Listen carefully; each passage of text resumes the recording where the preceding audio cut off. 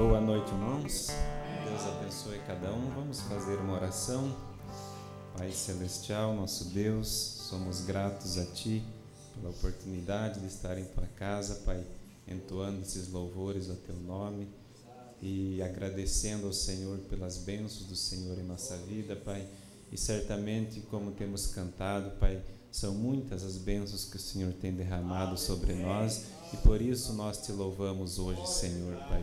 Pedimos que o Senhor nos abençoe, Pai, na palavra que vamos ler, da mensagem do profeta, as Tuas Escrituras, Pai, que possamos aprender um pouco mais de Ti hoje, Pai. Cada um que veio aqui, Pai, certamente tem em seu coração o desejo de ser melhor, Pai, o desejo de Te servir melhor, Pai. Por isso, Pai, nós confessamos diante de Ti os nossos erros, Pai. Pedimos que a Tua graça seja estendida sobre nós, Pai, no perdão dos nossos pecados, Pai, e que com o perdão dos nossos pecados nós podemos então entrar com confiança em Tua presença, Pai. Pedimos as Tuas bênçãos, desde já agradecendo, no nome do Senhor Jesus Cristo. Amém. Pode assentar um momento, irmãos.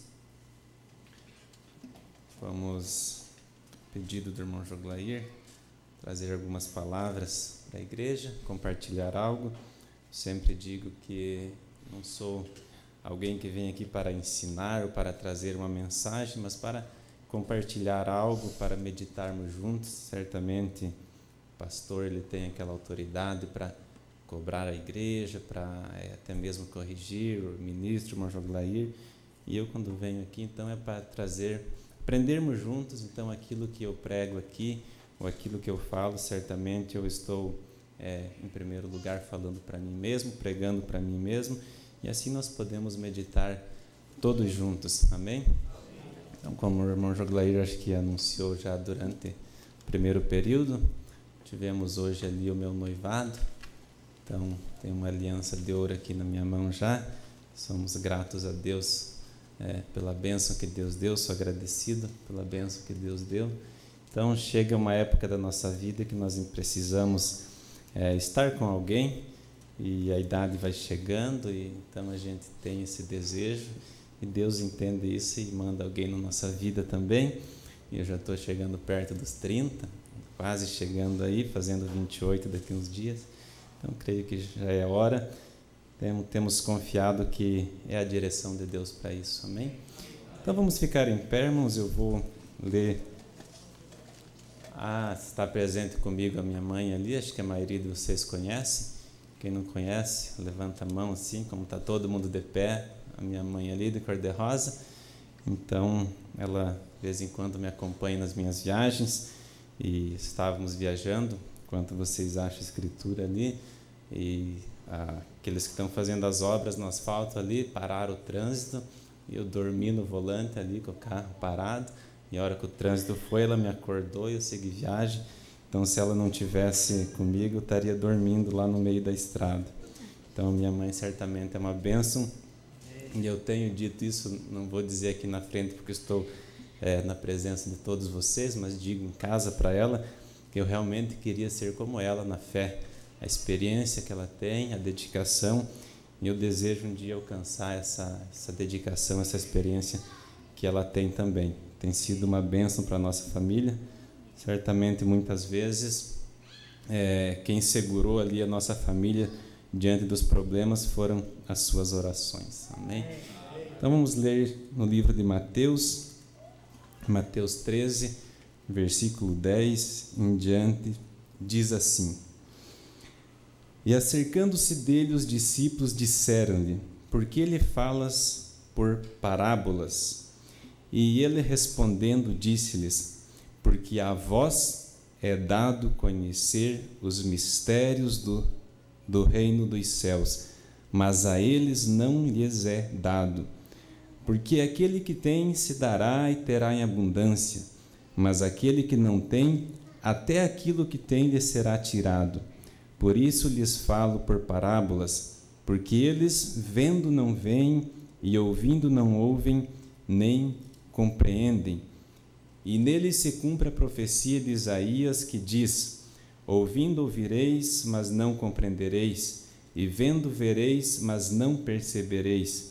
Porque o coração desse povo está endurecido, e ouviram de mau grado com os seus ouvidos, e fecharam os seus olhos, para que não vejam com os olhos, e ouçam com os ouvidos, e compreendam com o coração, e se convertam, e eu os cure.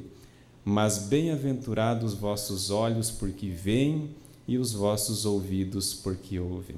Vamos orar. Pai Celestial, quão grande bênção, Pai, é saber que os nossos olhos foram abertos e nós podemos compreender toda a Tua palavra, Pai. Que o Senhor, ó Deus, a cada dia abra mais os nossos olhos para compreender mais de Ti, para aprender mais de Ti, Pai. Entregamos, ó Pai, essas poucas palavras nas Tuas mãos, que o Senhor possa nos ajudar e nos abençoar, pois nós pedimos no nome do Senhor Jesus Cristo. Amém. Pode assentar, irmãos. Nós vamos falar um pouquinho sobre os efeitos da revelação, os efeitos que a revelação deve produzir em nossa vida. E eu quero logo mais ler algumas coisas da mensagem do profeta. Já falei sobre isso em Assis, domingo pela manhã. Falei em Toledo para os jovens, domingo à tarde. Vou falar amanhã em Beltrão, Deus permitindo. E é algo que eu li na mensagem do profeta e me chamou muita atenção.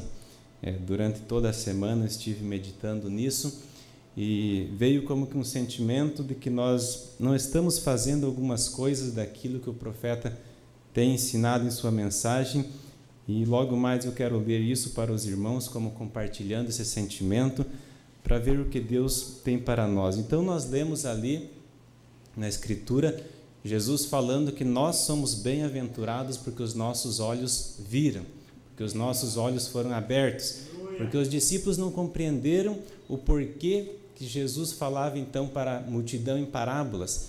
E aquela multidão certamente ouvia, e os discípulos, tendo já mais revelação, estando com o Mestre, eles perceberam que aquela multidão não estava captando aquilo que Jesus estava falando.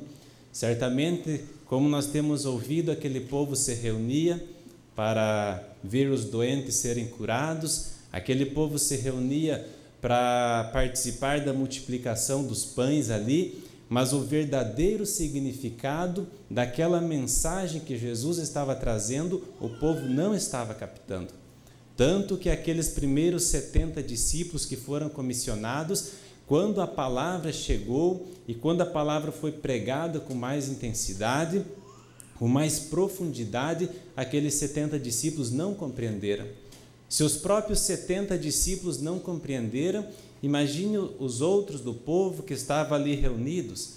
Os discípulos perceberam que não havia compreensão espiritual daquilo que Jesus estava falando. Então eles chegaram para Jesus e indagaram: mas por que o Senhor fala para eles em parábolas? Em outras palavras, por que não fala claramente? Ou por que o Senhor não diz claramente que o Senhor é o Messias? Então Jesus chamou eles em um canto e começou a falar em particular para eles. Nós sabemos que Jesus pregava para o povo, falava suas parábolas, e depois que ele havia pregado, então ele chamava os discípulos e explicava para os discípulos aquela parábola. Ele não explicava para a grande multidão que se reunia. Na parábola, creio que do semeador, aquele que semeou uma semente sobre o caminho, outra sobre as pedras, sobre os espinhos. Depois que Jesus falou aquela parábola, ele chamou os seus discípulos e falou: o semeador significa isso, a semente significa isso, e começou a explicar para os discípulos. Então os discípulos podiam compreender. Por isso Jesus está falando para eles, não é dado compreender isso. Os seus olhos estão cegados para isso, mas vós sois bem-aventurados porque veem essas coisas. Então, para o povo que vê as coisas, que tem a revelação, que foi chamado para ver, então Jesus começa a mostrar os mistérios, começa a mostrar o que significa as parábolas, começa a mostrar como se aplica a sua palavra, mas ele só mostra para aquele pequeno povo que os seus olhos foram abertos. Para os outros, Jesus prega o evangelho da mesma forma, só que prega um evangelho em parábolas, porque eles não foram chamados para ouvir. E porque ali ele diz então que o profeta Isaías tinha profetizado isso, ele falou: porque esse povo ouve, mas não ouve de bom grado, não ouve o evangelho de bom grado, não ouve a palavra de Deus de bom grado. Em outras palavras, esse povo quer somente um evangelho fácil, quer somente um evangelho social como nós temos hoje. Na sociedade hoje, você encontra as pessoas e ela te pergunta: você é evangélico? Você fala e diz: graças a Deus, eu também sou, eu pertenço a determinada igreja. E eles têm aquele evangelho social que lhes ajuda as pessoas, eles trabalham ali com aqueles que são viciados em drogas e eles acham que esse é o verdadeiro evangelho. Como eu tive uma experiência essa semana no meu trabalho, falando com alguém, ele olhou, ele viu meu nome ali na minha camiseta, no meu uniforme, e ele falou: você é evangélico? Ele viu o nome Josué ali, eu falei: sou. Ele falou: eu também sou diácono da Igreja Assembleia de Deus, e já me deu ali alguns folhetos das obras que eles realizam. Um evangelho bonito, um evangelho social. Agora nós temos um evangelho diferente desse evangelho social. Nós temos um evangelho profético, um evangelho que traz as coisas à revelação, que traz as parábolas serem reveladas. E é nesse evangelho que nós estamos ligados, que nós estamos preocupados. Agora, o pequeno tema que eu tinha dado era os efeitos da revelação. Quando nós temos a revelação desse evangelho, quando nós conhecemos tudo isso que nós temos aprendido durante toda a nossa vida como cristão, isso deve produzir um resultado em nossa vida. Se a verdadeira revelação nos atingir, isso tem que produzir necessariamente resultados. Aquela mulher do poço, quando Jesus falou com ela e que ela teve a revelação que aquele homem era um profeta, que aquele homem era o Messias, aquilo produziu um resultado instantâneo na vida dela. Ela saiu correndo pela cidade, saiu anunciando: eis aqui um homem que tem falado as coisas que eu tenho feito. Não é esse o próprio Messias? Um resultado da revelação que ela teve de quem era Jesus. Quando nós temos a revelação de quem é Jesus, do que significa essa palavra, isso tem que produzir um resultado. Pedro, quando ele teve a revelação de quem era Cristo, ele abandonou as suas redes, deixou tudo aquilo para trás e foi viver uma vida diferente. E agora o profeta diz nessa mensagem, o livro da vida do Cordeiro. Eu quero ler aqui vários parágrafos que, se nós formos atentar com bastante diligência para isso que o profeta diz, nós vamos ver o que nós temos que fazer com essa revelação, com esse tesouro que nós temos recebido. O profeta diz assim: agora quero perguntar-lhes uma coisa esta manhã, antes de começarmos a lição. O que é valor? Pergunta o profeta. Ele está perguntando para a igreja, antes de começar o culto, o que é valor? O que realmente importa? Ele diz assim: tenho pensado sobre isso. Eu pregaria sobre o assunto, mas a minha garganta está mal. Eu estou com a reunião se aproximando e as campanhas começando. Ele diz: mas o que é valor? Pergunta o profeta.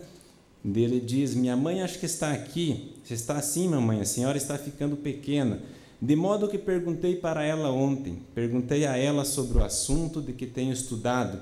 Você já teve alguma coisa que vem à mente e você começa a estudar? Irmão Weber, o irmão já fez isso muitas vezes. Só começa a estudar. O que é valor? O profeta vai nos ensinar o que realmente importa, o que realmente vale.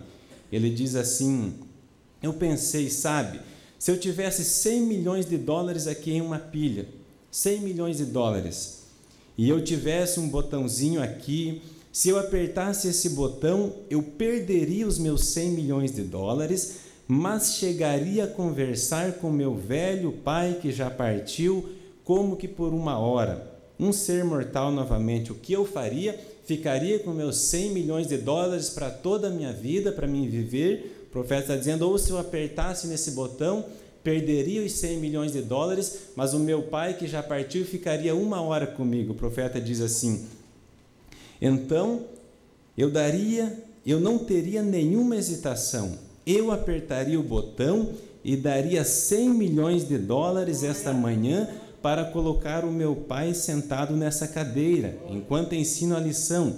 Então, quanto vale o dinheiro? Pergunta o profeta. Qual a importância do dinheiro?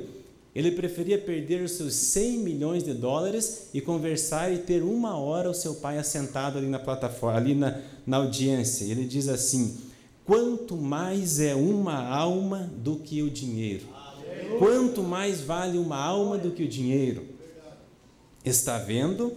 Agora, mamãe, a senhora se lembra de quando eu tinha aquele velho Fordinho modelo T? Todos nós já lemos sobre o profeta contando sobre o seu Fordinho. Creio que era ano 1929 o Ford que ele tinha. Nós lemos no livro Sobrenatural, ele sempre falava 1926, velho Fordinho modelo T. Como eu polia aquilo! Eu era bem jovem, mais ou menos 16, 17 anos. Eu era pecador naquele tempo. E às vezes eu trabalhava com o Sr. Genter lá naquela época. E depois de domingo à tarde, eu ia, afiava todas as peças e as coisas para o compressor de ar e eu limpava. Domingo de tarde eu polia aquele velho Fordinho a ponto de parecer que a pintura dele quase desgastava. Olha o cuidado que o profeta tinha com aquele velho carro que ele tinha. E se eu tentasse essa manhã encontrar uma peça daquele Ford, e eu tentasse encontrar uma daquelas pontas daquele compressor de ar, ao mesmo tempo, o profeta diz que eu podia estar ganhando almas, eu estava polindo o meu velho Ford. Veja o valor, agora o profeta compreendeu o valor das coisas. Falou, no domingo eu estava lá, polindo o meu carro, limpando a ponto de parecer que a pintura, a tinta ia desgastar. Ele diz, eu poderia estar ganhando almas, eu estava polindo o meu Ford. Eu queria saber aonde está o valor. Eu trabalhava domingo de manhã, aí o tanto quanto me deixassem, eu ficava agradecido, porque o profeta trabalhava tanto, ele diz assim, porque eu estava endividado. Então o profeta diz, o tanto quanto deixasse eu trabalhar no domingo de manhã, eu trabalhava. Eu estava endividado, mas a que me levou isso? Isso ganhou o quê? Irmão Ledford, se alguém procurasse, e a mim, e ao irmão Neville essa manhã aqui, todos nós, os três, e dissesse, ministros, vou dar a cada um de vocês $1 milhão. Se alguém chegasse e dissesse, irmão Joglair, o irmão ali, o irmão Paulo que canta, vou dar $1 milhão para cada um de vocês. Se alguém pudesse fazer isso, e eu dissesse, agora, irmão Ledford, irmão Neville, digo-lhes o que vou fazer. Vamos sair e encontrar todas as pessoas pobres que pudermos. Olha o evangelho social, ajudar as pessoas pobres, isso é uma boa coisa. Vamos fazer todo o lar feliz com aquele $1 milhão. Ao comprarmos para as criancinhas umas roupas e quitarmos a hipoteca ou comprarmos essa casinha. Veja como é um discurso bonito. Se nós tivéssemos esse dinheiro, ajudar as criancinhas, comprar umas roupas, comprar uma casinha, que boa coisa seria. Mas o profeta diz, nós nunca sentiríamos falta, $1 milhão para cada um. Ora, o juro disso se encarregaria de tanto quanto pudéssemos fazer com isso, colocar em um bom investimento ou algo assim. Então o que faríamos? Isso seria bom. Isso, não falar a ninguém sobre isso, nossos corações estariam satisfeitos. Mas o profeta diz, era muito bom fazer isso, ajudar as crianças, ajudar as pessoas, mas agora, em 100 anos a partir de hoje, irmãos, precisaria de um milagre de Deus se ainda estivéssemos vivendo de hoje a 100 anos. Se nós tivéssemos todo esse dinheiro para ajudar as pessoas, daqui a 100 anos, o profeta está dizendo, precisaria um milagre de Deus para nós estarmos vivos, senão daqui a 100 anos estaremos mortos. Vocês sabem, vivendo de hoje a 100 anos, ora, estaríamos na eternidade, de que serviria $1 milhão? De que serviria ajudar as criancinhas? De que serviria pagar as dívidas daquela hipoteca? Isso de alimentar os pobres, de que serviria? E as coisas que fizemos, está vendo, não significaria muito. Se eu tivesse $1 bilhão essa manhã, de que serviria depois que nós tivéssemos partido? Mas deixe-me contar-lhes uma coisa, não temos esse dinheiro, você é um homem pobre, todos nós somos. Isso mesmo, vivemos do donativo do povo, sendo ministros, Mas, irmãos, na África, um menininho preto de mais ou menos essa altura, ou uma prostituta da rua lá em Louisville, uma alma salva. Na eternidade, enquanto aquela estrela estiver brilhando, nosso nome estará envolto nisso. Veja que o profeta está falando o que é valor. Ele pediu no começo da sua pregação o que é valor. Ele está dizendo $1 milhão, $1 bilhão. Depois que eu partir, do que isso me servirá? Ele diz, mas uma alma salva. Ele não está falando 1 milhão de almas, como Moody, que salvou 1 milhão de almas, o próprio profeta, mais de 1 milhão de almas. Ele está dizendo, uma alma salva. Na eternidade, quando aquela estrela estiver brilhando, o nosso nome estará envolto nisso. Isso nunca passará. Uma alma salva. Aí está o seu valor, diz o profeta. Então, quando eu li essa mensagem, me chamou muito a atenção, porque ela é muito profunda.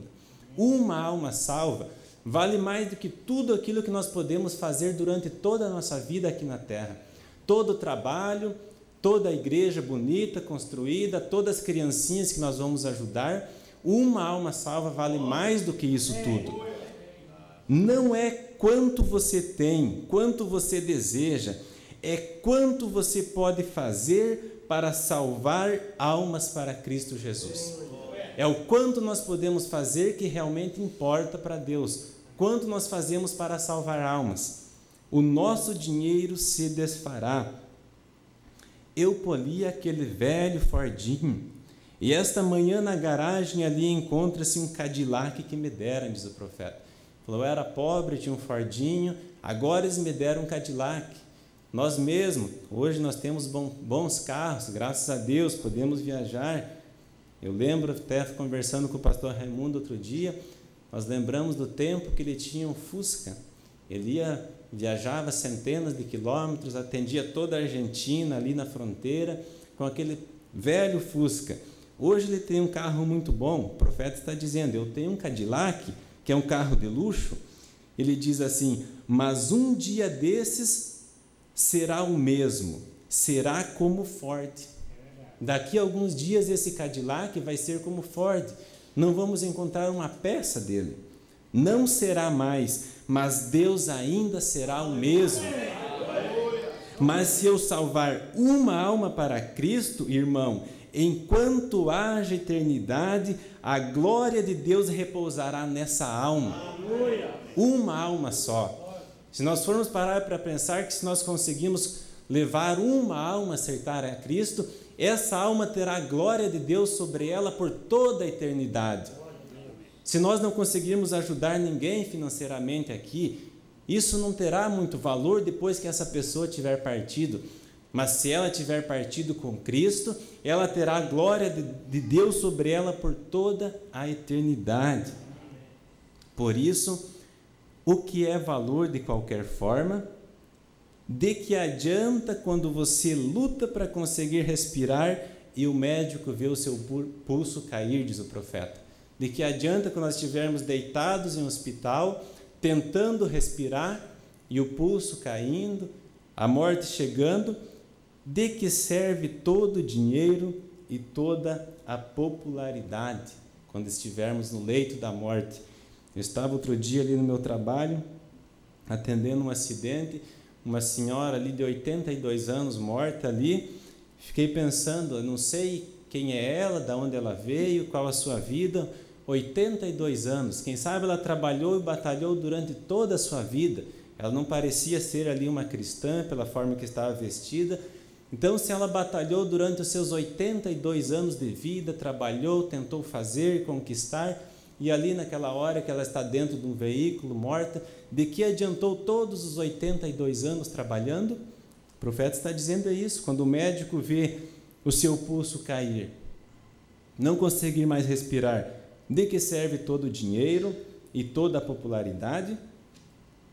As pessoas batem nas suas costas ou você se torna uma grande pessoa. Como é bom nós sermos amados pelas pessoas ou sermos reconhecidos, como isso faz bem para nós quando as pessoas falam boas coisas de nós, quando as pessoas nos elogiam, isso faz muito bem para nós. Mas o profeta diz, você tem muita popularidade, torna uma grande pessoa, De que lhe adianta isso?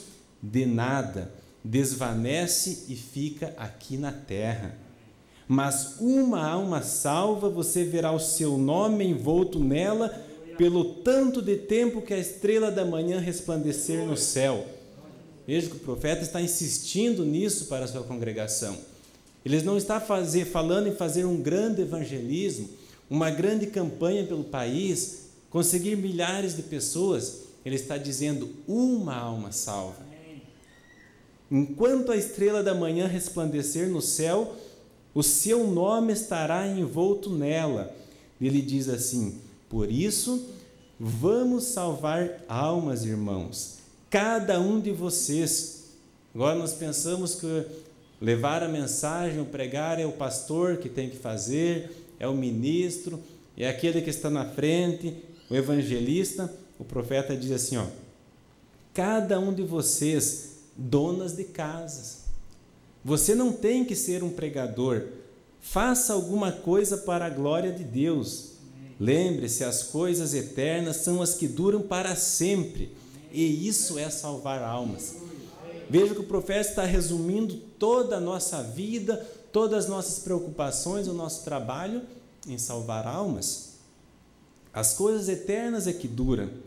Ele diz assim, ó: seja isso a primeira coisa de todo o seu trabalho, de todo o nosso trabalho que nós devemos trabalhar, mas temos que ter em mente como a primeira coisa salvar almas. Amém. Seja isso a primeira coisa, e todas as suas ideias e todos os seus motivos.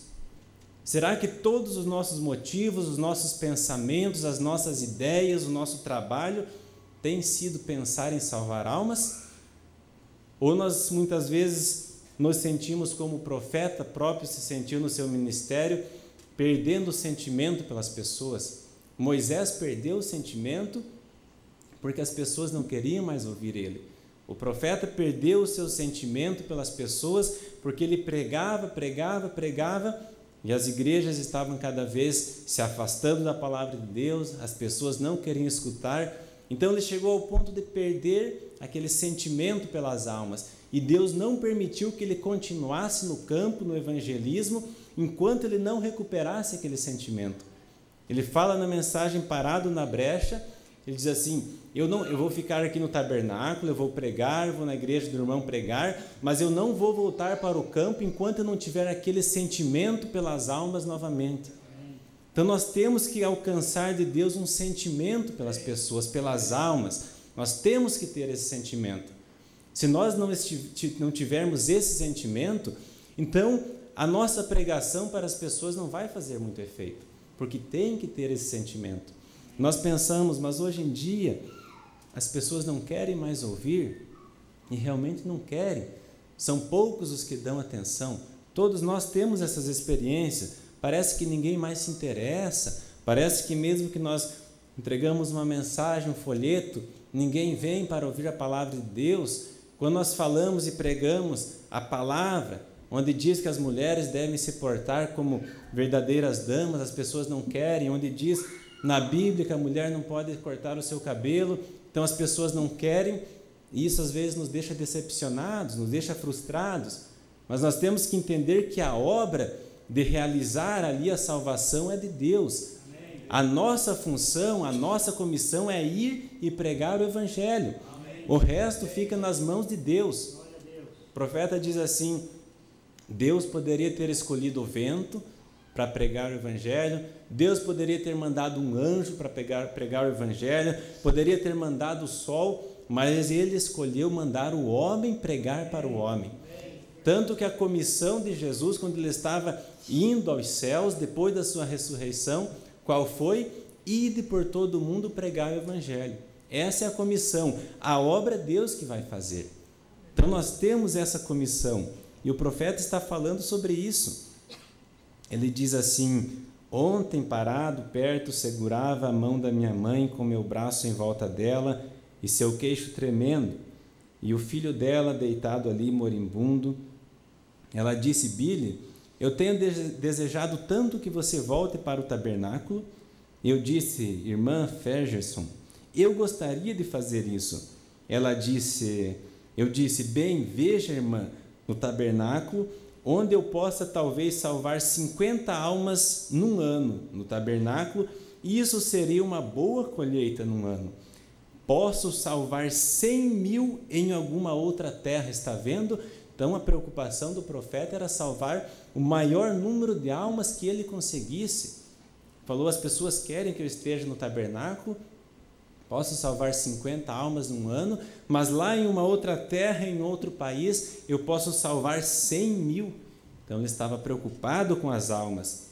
Ele disse assim, quando eu entrar na glória, não quero, ele diz assim, Deus me salvaria, Ele já me salvou, Deus já nos salvou, a obra já está consumada.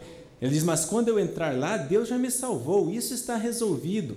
Mas o negócio é que quando eu chegar lá, quero olhar por ali e ver as estrelas brilhando. Amém? Eu quero ver alguma coisa que eu faça, alguma coisa. Então o profeta diz, eu já fui salvo, a minha salvação já está consumada. Nós já fomos salvos, nós já tivemos a revelação, como eu disse no começo. A obra em nós já está consumada, mas agora essa revelação, essa salvação que Deus nos deu, ela deve produzir um efeito. Nós devemos querer levar isso para as outras pessoas. Deve haver esse sentimento. Ele diz assim, se eu fosse um grande homem e eu tivesse falecido, um presidente como Lincoln ou algo assim, teria um grande memorial, mas um dia isso não existiria. Mas uma alma salva na glória, o seu nome estará envolto nisso pelo tanto de tempo que houver eternidade. Aí o profeta fala sobre a história de Moody, vocês conhecem, vocês creio que todos leram. Ele diz que ali havia uma pequena senhora que ela tinha o desejo de fazer algo para Deus. Ela tinha o desejo de trazer uma alma para aceitar, só que ela não era uma pregadora. Ela era uma mulher, ela não podia subir numa plataforma e pregar. Então ela fez ali alguns folhetos e ela trabalhou durante a semana ali, ela era uma lavadora de roupas e trabalhou e lavou roupas e trabalhou. E ela disse que ela conseguiu $1,50. Então ela trabalhou para isso, para pagar um pregador, pagar as despesas de um ministro para vir e fazer o evangelismo na sua cidade. Então ela pagou aquele pregador com aquele $1,50, pagou ali, o profeta fala, o aluguel de um estábulo, de uma estrebaria, para fazer ali uma igreja. E ela pegou os seus folhetos e foi na rua. Ela entregava para um e dizia, vai ter uma reunião hoje aqui à noite, vai vir um ministro pregar. Aquela pessoa pegava, amassava, jogava no chão, chamava ela de fanática, de santa roladora e todas aquelas coisas. Então estava sendo muito difícil, mas ela não desistiu, entregou seus folhetos e chegou ali um pequeno jovenzinho, um menino, uma criança esfarrapada, pediu, senhora, o que a senhora está fazendo? Ela falou, estou entregando um convite. Ele deu para o menino, ela falou, eu não sei ler. Ela falou, aqui diz que hoje à noite vai ter uma reunião, vai ter um pregador aqui. Ele falou, eu posso ir, tia? Ela falou, você deve ir na reunião. Chegou à noite a reunião, ela havia convidado muitas pessoas. Quem sabe ela estava ali animada com aquele evangelismo que ela estava fazendo, pensando que muitas pessoas iam vir, e quando começou o culto não havia chegado ninguém veio, só estava o pregador na plataforma e ela. Ele diz que o pregador então começou ali, fez uma oração, quando ele terminou, entrou uma criança na igreja, naquela estrebaria que estava sendo uma igreja. Então o pregador trouxe a sua mensagem e ao final do culto perguntou se alguém queria aceitar o evangelho, aceitar a Cristo, e aquela criança, aquele jovenzinho aceitou, e esse era Moody, e esse pregador Moody trouxe 1 milhão de almas para Cristo. Então o trabalho daquela mulher em lavar a sua roupa ali, conseguir $1,50, terá 1 milhão de almas na eternidade, que o nome dela vai estar envolto naquilo. Por meio do evangelismo que ela fez, de trazer uma pessoa na igreja, mais 1 milhão de almas aceitaram. E o profeta diz assim, que cada cristão aqui, em seu coração, queime dentro dele, para ir a algum lugar nos cantos e nas estradas e para trazer almas perdidas. Não importa quão humildes sejam, pode ser que traga uma alma e essa uma alma traga 1.000.000 atrás dela. Não sabemos o que estamos fazendo. Às vezes essas pequenas mães se perguntam: Senhor, mas nunca sabem o que falam quando conversam com um jovem ou com algum velho ou de alguma coisa sobre a alma deles. O profeta ora: concede, Senhor. E ele diz assim: isso mesmo. Então o profeta agora está encerrando essa primeira parte do seu culto, falando sobre isso. Ele diz assim: isso mesmo, muito bem, apenas lembre-se, não fale, ganhe algumas almas. Seja lá o que você fizer, ganhe almas. E eu estou alegre de ver o nosso povo aqui essa manhã, nenhum deles em pobreza, diz o profeta. Nós estamos na mesma condição, nenhum de nós aqui está em pobreza. Ele diz assim, que eu saiba, todos usando boas roupas, e vocês são limpos, gente com aparência de inteligente. Fico tão agradecido a Deus por saber que vocês são assim. Ele diz: eu vim aqui, amigos, num tempo quando a depressão, isso é a depressão econômica, quando eu pregava de macacão e andava-se milhas aqui e atravessava a região e sem comida suficiente. Eu sei, isso mesmo. Então o profeta teve um tempo que eles não tinham comida suficiente para sair e pregar o evangelho. Eu lembro disso, mas Deus nos abençoou. Então o profeta está lembrando a sua história, da onde ele veio, pregando de macacão, sem ter um terno, e ele diz: Deus nos abençoou, estamos gratos a ele. Vejam, mas essa manhã, vejam como vocês se parecem diferentes essa manhã. Eu estou agradecido por isso, mas nunca deixe fazê-los parar. Nunca deixe fazê-los parar. Lembre-se de onde você veio, do alto. Amém. E ganhe uma alma. Lá isso durará para sempre. Veja que todo o valor que o profeta está mostrando da nossa vida, do nosso trabalho, seria ganhar uma alma. Ele diz assim: não deixe nada parar, nada deixe nos parar. Ganhem uma alma, lá isso durará para sempre.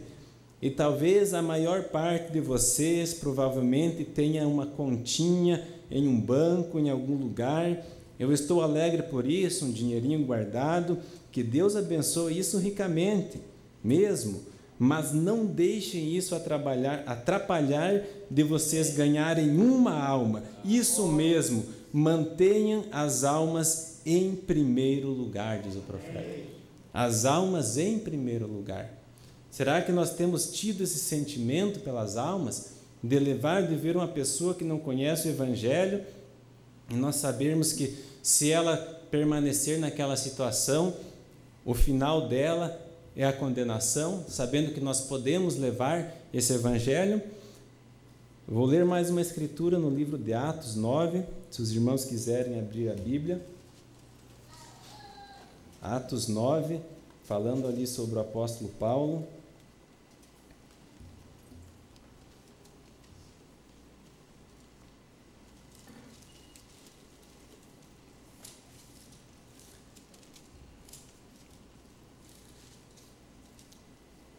Em Atos 9 está falando então sobre a conversão de Saulo no caminho de Damasco. E diz assim: nós sabemos que Saulo, ele era um religioso, ele não era um ateu, mas ele era da religião organizada do dia, dos fariseus, dos saduceus, e ele perseguia os cristãos. Ele não tinha revelação da palavra de Deus. E um dia a revelação da palavra de Deus chegou até Paulo. Nós vamos ver o resultado dessa revelação na vida de Paulo. Diz assim: e Saulo, respirando ainda ameaças e mortes contra os discípulos do Senhor, dirigiu-se ao sumo sacerdote, repeliu-lhe cartas para Damasco, para as sinagogas, a fim de que se encontrassem alguns daquela seita, quer homem, quer mulheres, os conduzissem presos a Jerusalém, se ele encontrasse alguém dos cristãos. E indo no caminho, aconteceu que, chegando perto de Damasco, subitamente o cercou um resplendor de luz do céu. E caindo em terra, ouviu uma voz que lhe dizia: Saulo, Saulo, por que me persegues? E ele disse: Quem és, Senhor? E disse o Senhor: Eu sou Jesus, a quem tu persegues. Duro é para ti recalcitrar contra os aguilhões. E ele, tremendo e atônito, disse: Senhor, que queres que eu faça? Disse-lhe o Senhor: Levanta-te, entra na cidade e te serás dito o que convém fazer. Então Paulo aqui, ele era alguém que perseguia os cristãos, que estava querendo matar os cristãos. Ele não tinha revelação da palavra de Deus, mas quando ele saiu para Damasco, uma luz encontrou ele, e essa luz era Jesus falando com ele. E essa luz falou para ele o que ele deveria fazer. Então Paulo teve a revelação de que aquele Jesus que ele estava perseguindo, de que aqueles cristãos que ele estava perseguindo, era o povo de Deus. Seus olhos foram abertos no caminho de Damasco e ele compreendeu. Lá no 9:19, e tendo comido, ficou confortado, e esteve Saulo alguns dias com os discípulos que estavam em Damasco, e logo nas sinagogas pregava a Jesus que este era o Filho de Deus. Ao resultado da revelação na vida de Paulo, ele estava perseguindo, pedindo cartas aos sacerdotes para prender os cristãos, e agora, quando ele encontrou o Evangelho, quando ele encontrou a luz da palavra, ele foi, teve com os irmãos, se alimentou, ficou confortado, e logo em seguida nas sinagogas ele estava pregando o Evangelho. Ele estava pregando que Jesus era o Filho de Deus. E todos estavam atônitos, dizendo: Não é esse que antes em Jerusalém perseguia os que invocavam esse nome? O mesmo Paulo que estava perseguindo, agora ele teve a revelação e começou a pregar a Jesus. Essa revelação fez um efeito na vida dele, teve um resultado na vida dele. Não foi uma vida fácil a vida de Paulo. A vida de Paulo, antes dele encontrar Jesus, naturalmente falando, era uma vida muito mais fácil. Nós vamos ler em Atos 14, versículo 1, como era a vida de Paulo, pregando o Evangelho, buscando as almas depois que ele teve a revelação. Atos 14, versículo 1. E aconteceu que em Icônio entraram junto na sinagoga dos judeus e falaram de tal modo que creu uma grande multidão, não só de judeus, mas de gregos. Mas os judeus incrédulos incitaram e irritaram contra os irmãos os ânimos dos gentios. Detiveram-se, pois, muito tempo, falando ousadamente acerca do Senhor, o qual dava testemunho à palavra da sua graça, permitindo que por suas mãos se fizessem sinais e prodígios. Então Paulo estava pregando, estava mostrando sinais, mostrando maravilhas, mostrando o resultado do Evangelho, e os judeus começaram a ficar incrédulos e se irritar contra eles. E dividiu-se a multidão da cidade, e uns eram pelos judeus e outros pelos apóstolos. E havendo um motim, tanto de judeus como dos gentios, com os seus principais, para os insultarem e apedrejarem. Sabendo eles, fugiram para Listra e Derbe, cidades de Licaônia, e para a província circunvizinha. Veja a situação. Paulo estava pregando o Evangelho, os irmãos começaram a ficar decididos, uns acreditavam, outros não acreditaram, e começaram a fazer um motim para apedrejar a Paulo. Veja que Paulo antes era um que perseguia a igreja, estava ali com os sacerdotes, estava bem, tinha dinheiro, e agora ele está sendo perseguido. E eles tiveram que fazer o quê? Fugir. Agora, quando Paulo e os irmãos fugiram, será que eles fizeram o quê? Ficaram escondidos, foram para longe, pararam de pregar o Evangelho porque as pessoas não aceitavam?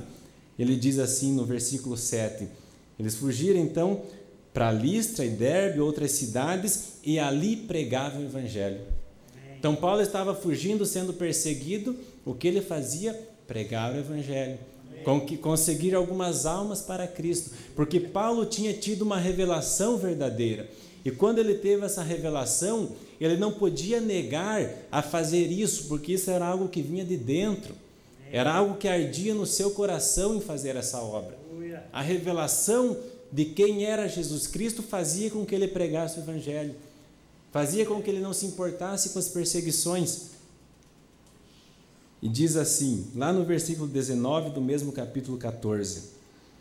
Então eles pregaram naquelas cidades ali, e no versículo 19 diz assim: sobrevieram, porém, uns judeus de Antioquia, de Icônio, que, tendo convencido a multidão, apedrejaram a Paulo e o arrastaram para fora da cidade, cuidando que estava morto. Nós, às vezes, tentamos pregar para alguém e a pessoa diz assim que isso é fanatismo, ou que essa religião é antiquada, nós já ficamos tristes, decepcionados, já não queremos mais falar, entregar um folheto. E Paulo, o que aconteceu com Paulo? Apedrejaram a Paulo e arrastaram para fora da cidade, achando que estava morto. Tanto foi perseguido Paulo que acharam que estava morto. Mas, rodeando os discípulos, levantou-se, entrou na cidade e no dia seguinte saiu com Barnabé para Derbe. Depois de ser apedrejado, de ser dado como morto, saiu para a cidade chamada Derbe. E tendo anunciado o evangelho naquela cidade e feito muitos discípulos, voltaram para Listra, e Icônio e Antioquia. Veja se o apóstolo Paulo não está fazendo exatamente aquilo que disse o profeta nessa mensagem. Seja todos os objetivos, as intenções, os pensamentos, salvar almas. Paulo era assim, perseguia, apedrejava, ele ia para a cidade e pregava o evangelho. Afundava o navio, ia parar numa ilha, como vocês sabem, picado por uma serpente. Ali naquela ilha ele estava orando pelos enfermos, mesmo preso, mesmo com as correntes romanas, estava anunciando o evangelho. Esse é o verdadeiro efeito da revelação da palavra de Deus. E nós, muitas vezes, temos perdido, eu acredito, aquele verdadeiro sentimento pelas almas, para mostrar para elas que existe um mundo diferente do que elas vivem. Se nós não conseguimos convencer as pessoas, essa obra é Deus que vai fazer. Até porque nós não temos que convencer as pessoas, elas têm que ser convertidas por Deus. Seus olhos têm que ser abertos. Somente o convencimento não resolve. O profeta diz que a palavra de Deus, ela não deve ser ensinada, ela deve ser pregada. Que só o ensinamento é algo intelectual. A pregação da palavra de Deus, ela traz junto com ela manifestação de poder, de sinais, de maravilhas. Então a palavra de Deus, ela tem que ser pregada, ela tem que ser levada, e a obra é Deus que completa, não somos nós. E vocês que conhecem sabem que o profeta, depois de pregar tanto tempo em sua vida, ele prega uma mensagem chamada almas que estão em prisão agora. Depois de ele ter pregado o evangelho da salvação, de ter pregado que as pessoas deveriam aceitar a mensagem, entregar suas vidas para Cristo, as pessoas rejeitaram, então ele pregou a mensagem, almas que estão em prisão agora. Mesmo para a condenação das pessoas, o evangelho tem que ser pregado, porque o evangelho, quando ele é pregado, ele traz salvação para os que aceitam e condenação para quem rejeita, o mesmo evangelho. Então, se você está pregando o evangelho e a pessoa não aceita, tem o seu coração endurecido, prefere ficar com a sua igreja, com que a palavra de Deus, no dia do julgamento, essa pregação vai ser a condenação dela.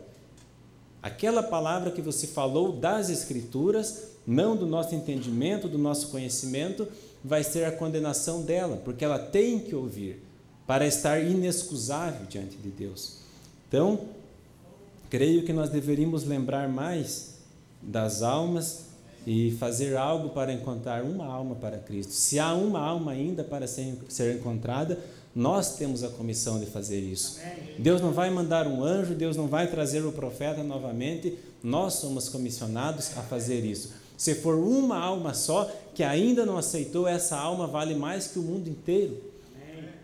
Digamos que alguém nos oferecesse para nós, como o profeta estava dizendo, $1 milhão. Mas para nós termos esse $1 milhão, nós teríamos que trabalhar durante 1 ano em um serviço difícil, um serviço pesado, carregando pedras, digamos assim. Todos nós aceitaríamos esse serviço difícil para ao final de 1 ano ter $1 milhão? Talvez nós não vamos ganhar isso durante toda a vida, mas uma alma, como o profeta diz, vale muito mais que esse $1 milhão. Então o nosso trabalho deveria ser com muito mais afinco para encontrar essa única alma. Amém? Então que Deus possa nos dar revelação para entendermos o valor de uma alma, como temos cantado. Eu tive reunião com os jovens ali em Toledo, domingo, falei para eles sobre isso, que nós devemos fazer alguma coisa. Às vezes a gente fica pensando que é tão pequeno, não tem conhecimento, tem tantas dificuldades, que não está apto para fazer isso, mas mesmo, vocês lembram que Jesus, os discípulos chegaram para ele e falaram assim: tem alguém aí que está pregando no teu nome, está fazendo sinais no nome de Jesus, mas ele não está seguindo a nós, e nós proibimos ele. Jesus falou: não proíba. Se ele está falando de Jesus, se ele não é contra nós, então ele é por nós. Amém. Se nós estamos falando de Deus, não importa se nós não temos conhecimento, se nós não temos uma mensagem bonita, nós estamos falando de Jesus e é isso que importa. E a obra vai ser feita por Deus. Amém? Então que Deus possa abençoar os irmãos. Era isso que eu tinha para compartilhar com vocês. O irmão Joglair pode assumir aqui, fazer os seus comentários. Se quiser pregar mais 1 hora também, irmão Joglair, fiquem à vontade. A igreja do Senhor. Deus abençoe os irmãos. Amém. Deus abençoe, irmão Josué. Creio que nós fomos abençoados, né? Pensar que realmente o que tem valor é uma alma, né? Depois de ouvirmos isso, eu estava pensando, se nós tivéssemos uma oportunidade de ter $1 milhão ou uma alma, eu preferia uma alma salva, né? Porque ela vale mais que o mundo inteiro. Então isso mostra que o verdadeiro valor são as coisas espirituais, né? E devemos sempre, nunca subestimar que aquela pessoa não pode aceitar, né? Eu estava pensando, eu tinha 13 anos, alguém pregou para mim. Poderia pensar, esse guri católico nunca vai aceitar. Mas Deus abriu meu entendimento e eu estou aqui ainda, pela graça de Deus. Então nós nunca devemos pensar, aquela pessoa não vai crer. Não, nós não conhecemos. Deus conhece. Nós devemos testificar, porque às vezes é aquela pessoa que você pensa que ela não vai aceitar, você pensa que ela não vai crer, mas às vezes é aquela pessoa que tem uma semente predestinada na alma. Foi aquela mulher pecadora que Jesus foi em Samaria e salvou ela. Quem poderia pensar que ela poderia ser salva? Quem poderia pensar? Mas Jesus conhecia que ela precisava e aceitaria a salvação. Amém?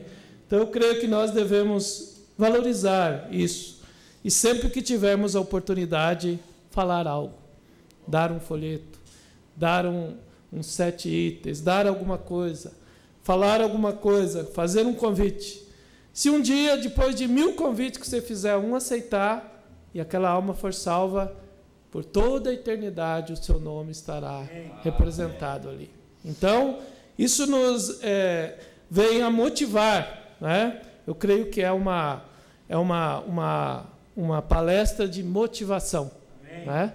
Porque no mundo dos negócios, no mundo natural, as pessoas precisam também ser motivadas, né? As empresas hoje todas estão investindo em motivação, motivar os funcionários, motivar o povo, porque é importante.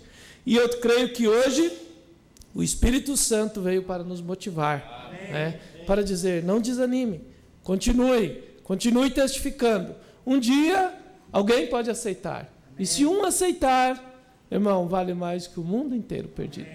Você não tem que se preocupar em ganhar o mundo, o Brasil, a cidade, mas uma alma. Depois de muita labuta, Deus pode nos presentear com uma alma, né? Então, que Deus abençoe o irmão Josué, foi muito proveitoso, para mim foi muito, eu creio que para vocês foi proveitoso, não foi? Amém.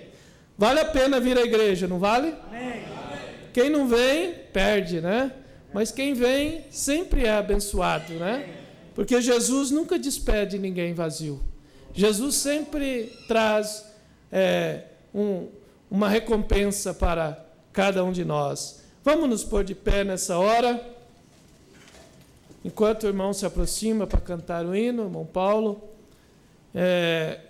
nos acompanharam Evair Machado, de Boa Vista do Sul, Rosane, de Novo Hamburgo, Maria e Everaldo, de Rio Negrinho, Viviane e Michel, de Curitiba, Gleci e família, de Colombo, Patrícia e Vilma, de Toledo, Jair, de Toledo, Elza Maria, de Foz do Iguaçu, Juarez Ufa e família, de Enéas Marques, Irmão Guedes, de Cascavel, Guiomar e Maria, de Guaíra, Iraci, João e Mário, de Guaíra, Josias e família, de São Paulo, Gerson e família, de Ferraz e Vasconcelos, Dimas e Edneia, de Campinas, Aparecido e Zilda, de Cosmópolis, Ricardo, Esther, Ágata e Estevão, de Belo Horizonte, Lúcia Leite, de Cuiabá, Elifas e Mônica, de Macaé, e também o irmão Marcos e família. E o irmão Ivair Machado pede oração pela sua família. Irmã Maria da Rocha pede oração pela sua filha Cristiane, para que o Senhor a livre do mal. Vamos cantar então, irmão Paulo. Irmão, você sabe o valor que tem uma alma?